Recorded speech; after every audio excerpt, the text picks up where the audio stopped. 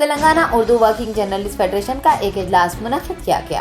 اس اجلاس میں Telangana Urdu working journalist federation کی تنظیم جدید میں ایم اے ماجد سابق رکن پریس کونسل آف انڈیا کو صدر اور سید غوث محی الدین کو معتمد عمومی برقرار رکھتے ہوئے متفقہ طور پر نائب صدور کی حیثیت سے حبیب علی الجیلانی، سید احمد جیلانی، محمد عبدالقادر فیصل، محمد ریاض احمد، اعجاز احمد خان، سید عظمت علی شاہ اور محمد عبد المحسن کو خازن کے علاوہ جوائنٹ سیکرٹری کی حیثیت سے شیخ خلیل فرحات، لئیق الدین اور آرگنائزنگ سیکرٹریز کی حیثیت سے محمد امجد علی، سید واجد حسینی، قاضی محمد ہاشم کے علاوہ 15 رکنی عاملہ بھی تشکیل دی گئی ہے۔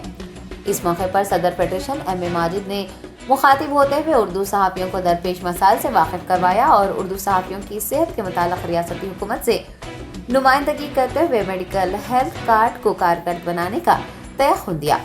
معتمد عمومی سید غوث محی الدین نے اردو صحافیوں کے لیے کارپس فنڈ قائم کرنے کی تجویز پیش کی۔ حبیب علی الجیلانی نے فیڈریشن کی 7 سالہ کارکردگی پر رپورٹ پیش کی۔ اس نشست میں دیگر نے بھی اپنے خیالات کا اظہار کیا۔ آرگنائزنگ سیکرٹری محمد امجد علی نے کارروائی چلائی۔